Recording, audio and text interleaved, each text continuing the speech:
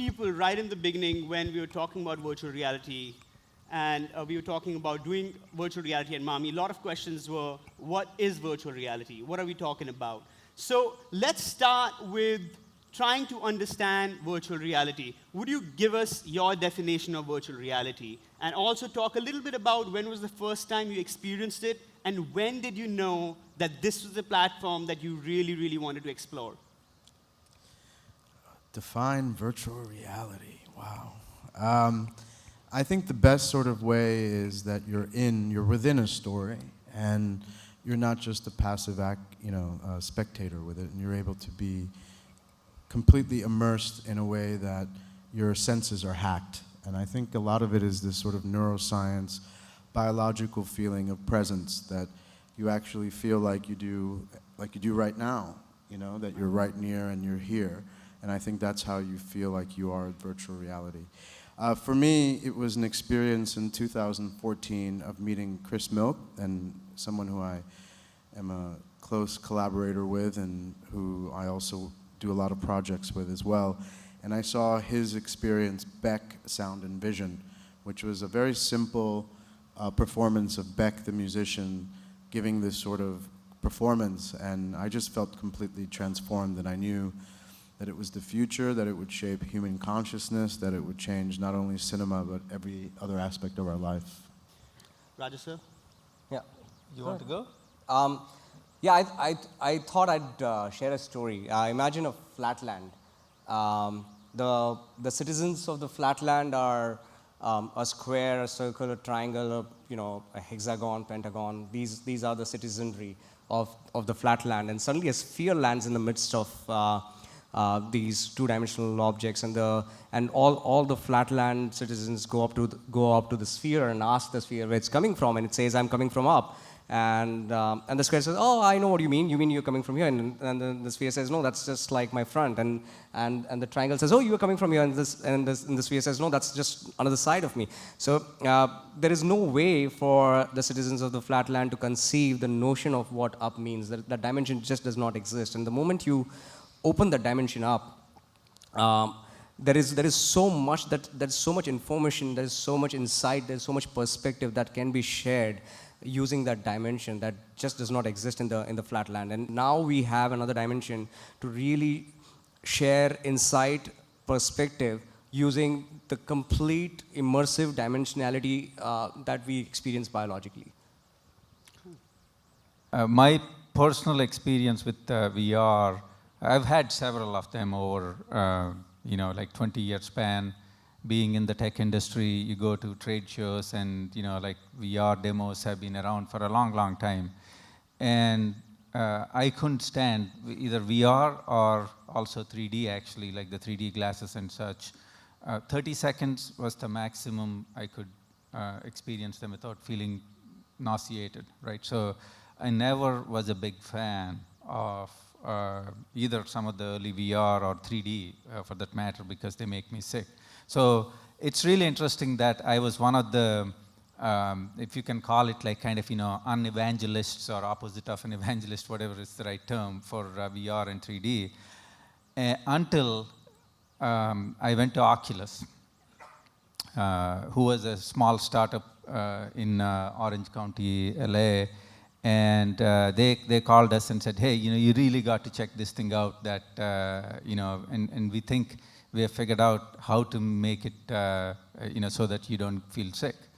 And so I got there, and they had this like kind of real like lab-like room with markers on the walls, and it was really kind of for an engineering geek, it was really fascinating. But anyway, they put the headset on, and that was the first experience. I was on top of a building, looking down, and I do have fear of heights, but it was just, I was blown away, and I didn't feel sick, and I said, okay, this is really interesting.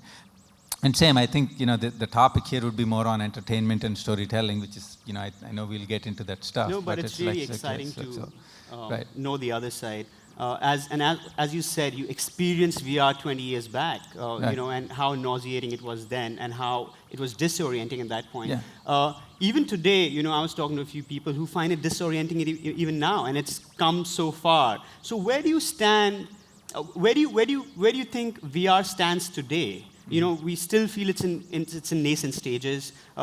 People can't really consume more than 10 minutes, 12 minutes. They start to feel a bit disoriented. So where do we stand with the VR technology today? Do you also think in the future VR could become so comfortable and convenient that you could actually consume it for half an hour, 40 minutes? Yeah, so you know, I can start on the technology front. Actually, VR is one of the technologies where, or I would say one of the experiences more than technologies, where the technology aspect had to be solved first before we could do anything with it. So the reason Oculus called us, you know, it wasn't kind of, you know, hey, you know, we have a cool demo, come here, right? They had a, you know, their own agenda in mind, because without our help, they couldn't solve the problem. And, you know, I promised Shakun that I'll try and explain things without getting way too technical, but let me try.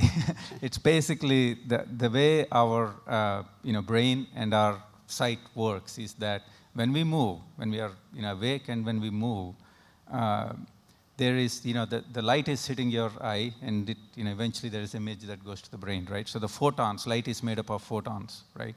So the motion of your head to when the photons connected to the new position hit your brain, that's called motion to photon latency. And what happens when something is wrong, you know, our bodies are, you know, usually something is wrong if you ate something bad. Right. So the first thing it tries to do is take something out of your system. That's why you feel nauseated, right? So the technology has to get at least 10 times better to make 100% comfortable. And maybe more, and there is a lot of neuroscience work going on in VR, and we were just kind of beginning to talk about it backstage before we figure the whole medium out, right? So I'd say the next 10 years, we'll still be inventing and discovering. Talking about stimulating senses, I would like to talk about the craft of telling stories in VR, because I think at one level, this is the next step, but also, ironically, it's taken us back to the basics. Right? We cannot cut, we cannot edit the same way we've learned how to edit traditional cinema.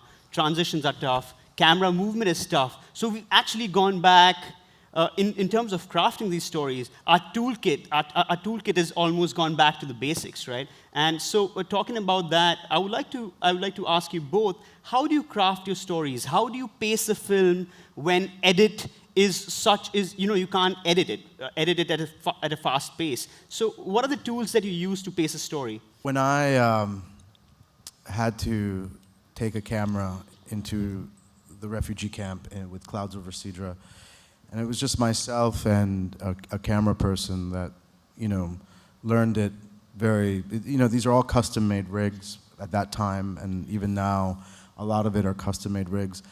I was more excited to do it before I understood what I was doing, and like you just said, I just said, that's it? Like, I can't, you're telling me I won't be able to jump cut, I won't be able to move the camera, I won't be able to do a close-up in the traditional sense, and I just didn't know what we could do. So, you know, I think I just tried to think of it in terms of spaces, you know, of what spaces I could capture that automatically have a lot going around on it, but there's a lot happening that you would want to be there and you'd feel engaged with. So that was my initial sort of intuition, that if we were able to just kind of bring people into different spaces, somehow we would bring those together. I think for a lot of us in the beginning, and even going forward, we're all just learning this grammar. We're all just, you know, I thought you couldn't move the camera, and then all of a sudden, we're now starting to move the camera with, you know, cable cams and putting it in a car and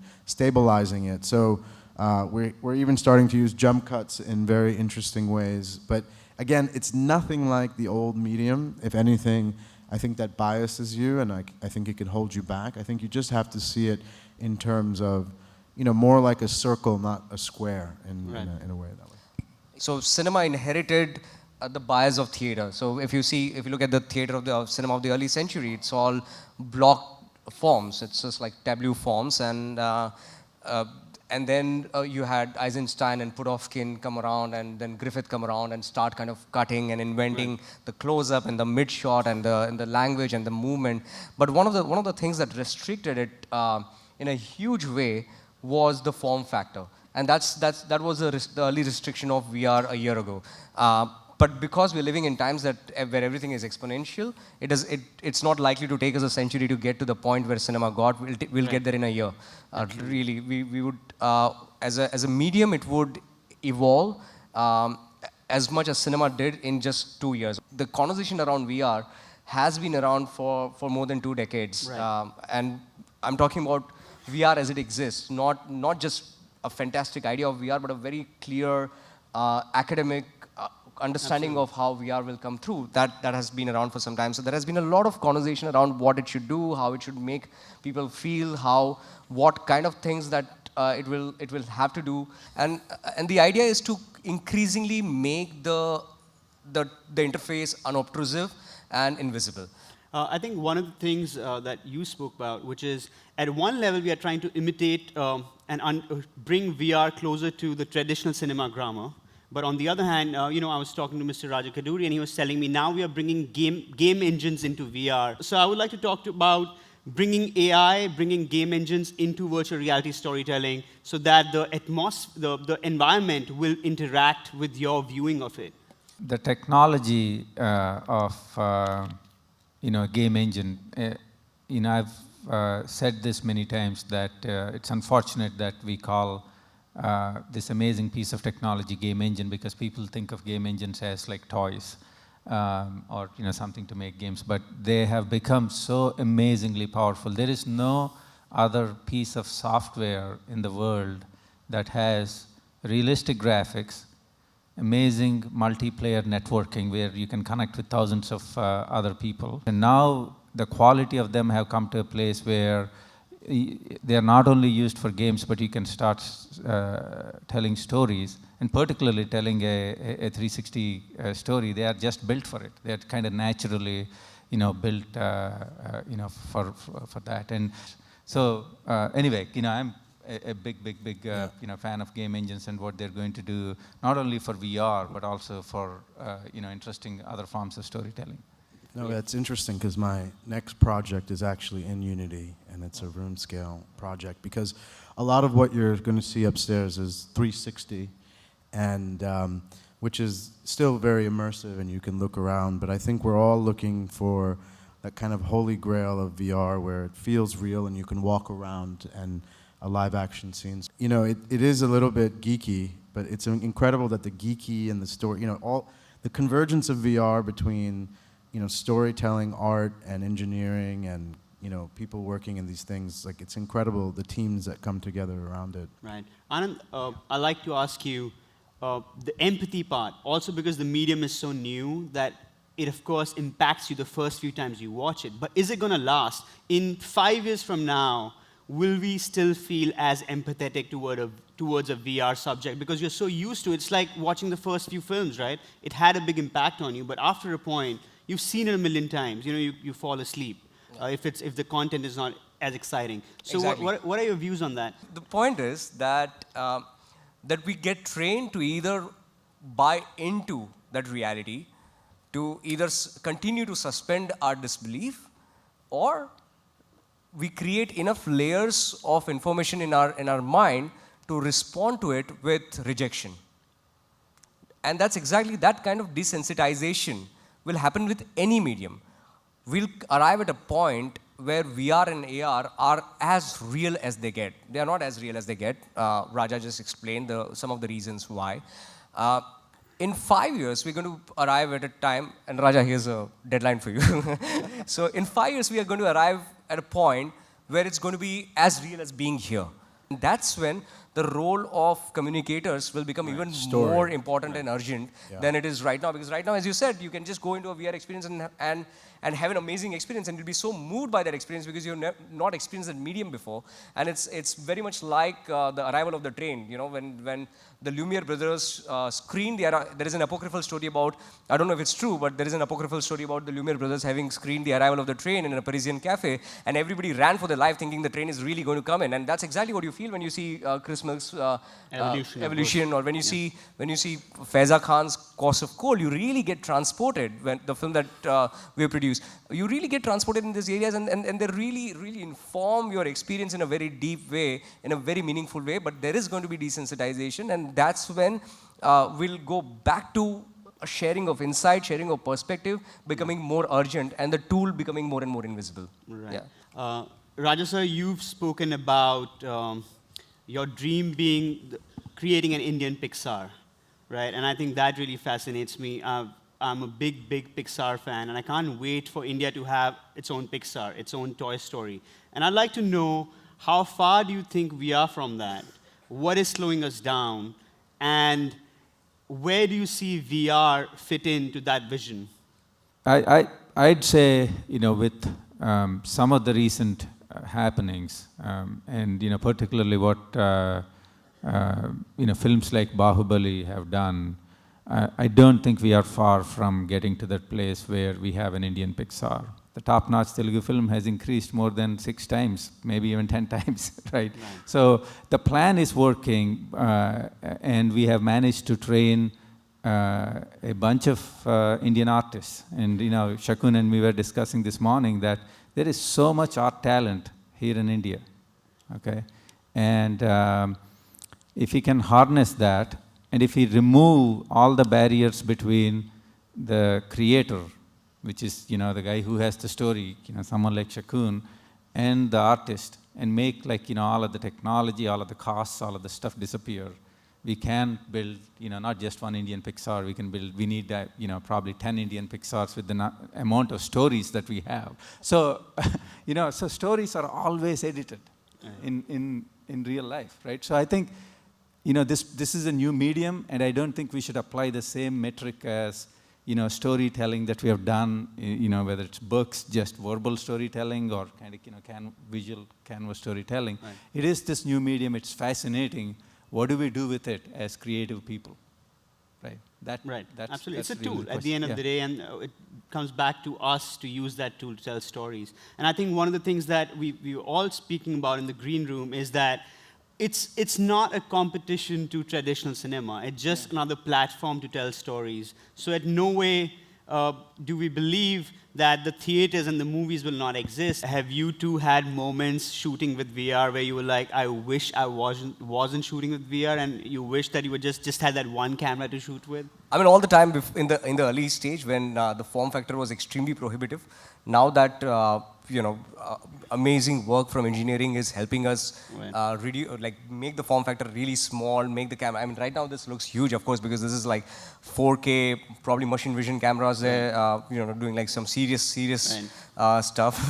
So the idea would be to, of course, now filmmakers like us, Shakun and I, we would start, and Gabo would start demanding smaller and smaller form factors from our engineering collaborators, and hope that would happen. So I don't have that longing anymore to go back, and it's just so weird when you're in this sort of world and you're constantly chipping away and making progress, that you almost feel like it becomes regressive to go back to regular cinema and try to do something. I'm sometimes tempted, and I've tried, and I actually had to go on set to supervise something that was what I call rectangle or flatty cinema, and my brain is totally different, because I just don't think, after thinking in 360 space and doing all of that, you somehow, I think it's such a totally different way of thinking about telling stories that I feel like I'm not making progress, that I'm constantly stimulating that muscle by thinking about it all the time, watching it, moving forward, cracking a new code.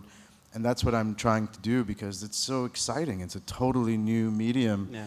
And people might not be paying as much attention, but you just know that it'll be there waiting for them when they do. And I think that's what's really exciting about it. I just said, just imagine a 15-year-old for the first time unwrapping their VR headset, as they are doing now with the PS VR set that's come out, that's selling incredibly well.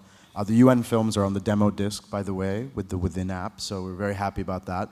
And that's the vision, is that they're imprinted by this new thing that they get, yet they at least have some meaningful stories there waiting for them. That it's not just a roller coaster, and it's not just entertainment, that it's something that can be profoundly moving to them to make our world somewhat better, because we do need to do that too. Right. Talking about, we've spoken about this massive camera, but I think this is also a bit intimidating for filmmakers. This can seem too tough and tricky. Do you think in the future, normal people, just the way we are so used to taking videos on our phone, can actually just do VR videos and share VR videos, on platforms? You're already seeing 360-degree videos on Facebook. Do you think we are very close to that? Yeah, absolutely.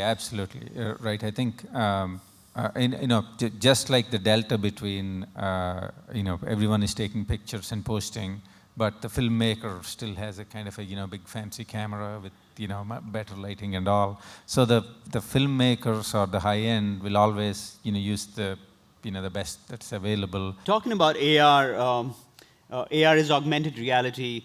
They are fundamentally two very different experiences. But there's this temptation that in the future, they can be lumped together. You don't have to try different things. VR and AR will be on the same platform. Do you think in the future they will coexist? Will they merge together, or will they compete with each other? So my view is simple. I think the VR is immersive. It takes you away from the whatever reality is the current reality you're in. And that has definitely its applications. We'll always have experiences and use scenarios where that is very, very powerful. Actually, one use scenario just outside entertainment is education.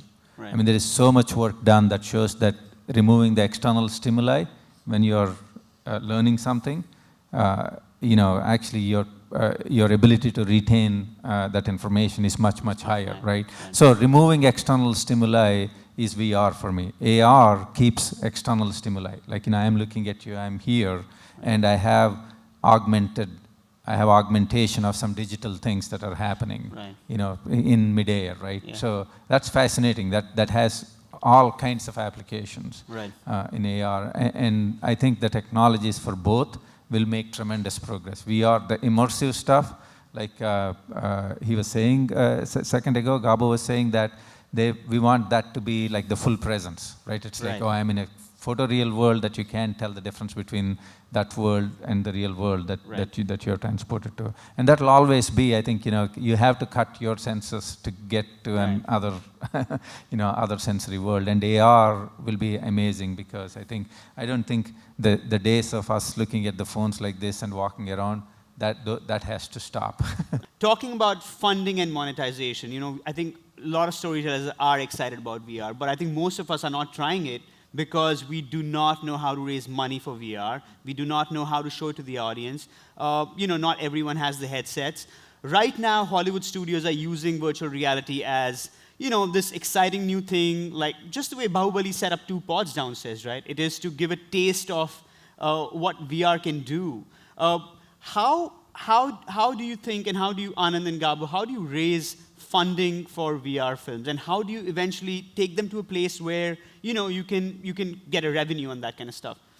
I cut a 4-minute version of Clouds Over Sidra, which was very hard for me to do because it's like asking Dostoevsky to rewrite Brothers Karamazov in 20 pages or something like that. But then I got over my snobbery and I did it, and that 4-minute version now is in 40 different countries in 15 different languages, and we've done very rigorous sort of data analysis, and 1 in 6 people are now giving. It's doubling the rate of donations, as you had seen. And that's really the first example of VR's ROI, right? Return on investment. And it's quite incredible that it's a nonprofit and that it's this NGO space that's done it. And it's kind of led to this sort of arms race of VR with Amnesty International, with Human Rights Watch. Now everybody's looking at it and they're justifying it, saying, pay X amount because we believe that there will be a return on it. And that makes me a little uncomfortable because they're assuming that their film is as good as Clouds Over Sidra, and not realizing that it is the story, it is something like that. And the initial results of the other experiences aren't as good because, the storytelling is going to be different. But I just think that is the justification that's being used. It's slightly makes me skittish and problematic about it because the second film I did, Waves of Grace, It wasn't, because I just think about the story and the art, and it's about a woman's prayer, and it's a Christian prayer, they're like, sorry, we can't use this, you know? Right. My third film was on Gaza, and they definitely didn't want to use that. And so, you know, it's just, you know, those are the things that make me a bit uncomfortable when you try to reverse engineer things just for fundraising.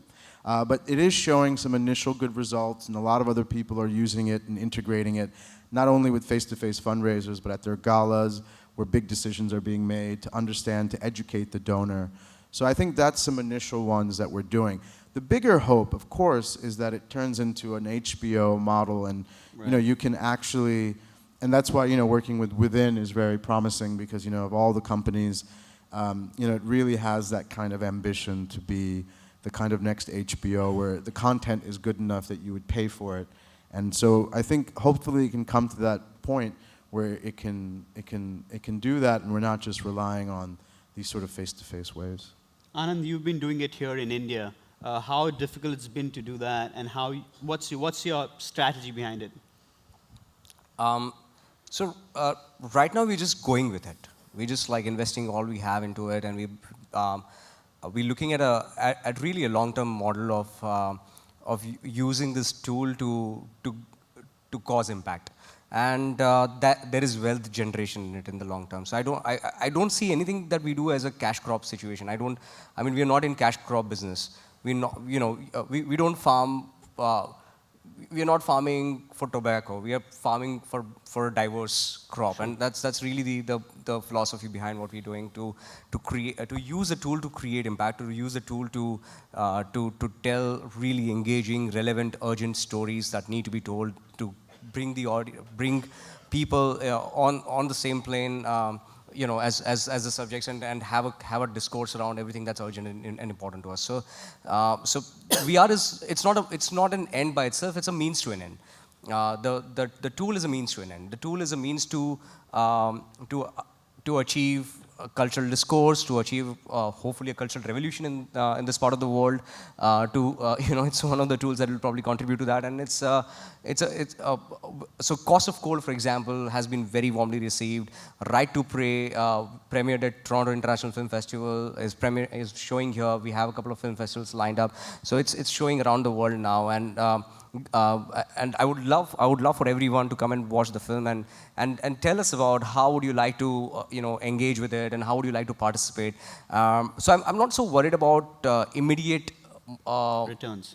Immediate ROI or anything, but yes. I would like it to be acquired by everyone. I would like these films to be, you know, to be acquired by platforms that are emerging also. So I'd like to make a few things. We have been working on this problem for a little while. We recognized in about 15 months ago that most of the VR work, at least that we saw in the United States and particularly around Hollywood, was just coming out of their marketing budgets, right? There was, the marketing budget funds it, they do small experiences, and we knew that it wasn't sustainable without a proper monetization model. And at AMD, we started working on how do we solve this problem, who do we collaborate with, and and we started working with lots of different interesting kind of theater chains and malls and other sort of people, and I'm really encouraged what I'm seeing right now. Right, so we just held I think last week an event in Paramount Studios. We called it the VR on the Lot. And there were at least 4 companies now that have plans for VR distribution. Whether kiosks in theaters, in malls, and there are competition too between them, which is good. Competition kind of triggers innovation. So they're not quite there yet, but we see. I mean, there is one entity on the west coast of U.S. that actually is making money right now, but there's a big plan. And one of the companies in that 4, they're called Awesome Rocket Ship.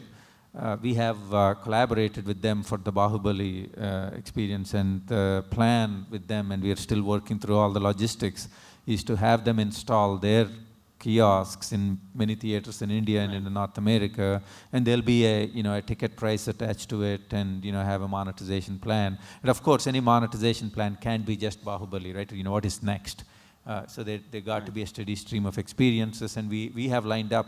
AMD funds a lot of content development. We have partnered with Assassin's Creed movie. There is an Assassin's Creed VR experience coming. So there is a pipeline of stuff that's coming. Now, the one last thing I'd say, the most surprising thing for me at the Paramount Studio thing was, while we were talking, there was a lady from China that came up on stage and showed some videos of, hey, you guys are talking about VR and all of this stuff. And here you go, we already have like a whole bunch of installations in China. And her call was, get us content.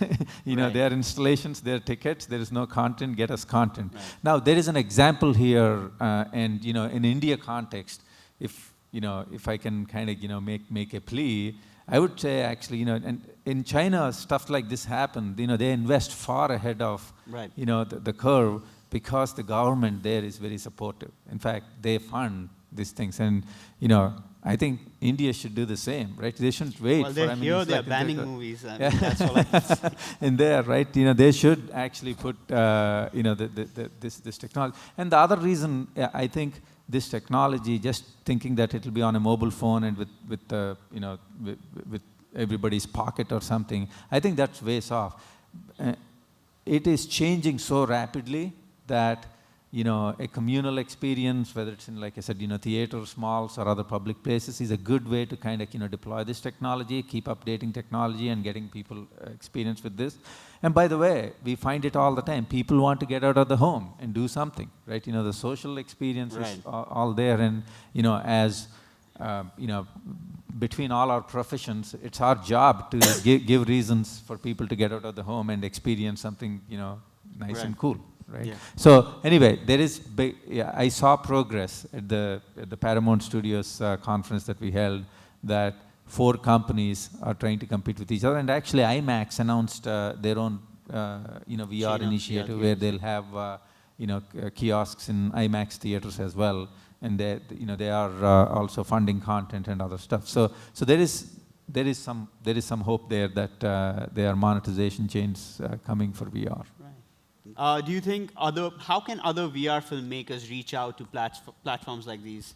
So I wanted to just anyways come to that, and thank you so much, Shakun, for asking that question, because we are looking for young talent. We keep posting on our Facebook pages. The only reason, if you've already written to us, the only reason we haven't responded is that there is a small group that's constantly burdened with the amount of emails, and they really want to respond to each email with the amount of passion and enthusiasm that we receive them, and that's the reason why we can't reach out. But please don't get discouraged in reaching out to us, and just allow, and bear with us while we're trying to function the operations and figure a way to reach back to each one of you. But our studio is right here in Aram Nagar. You can just like walk in anytime and say, hey, listen, I have an amazing concept.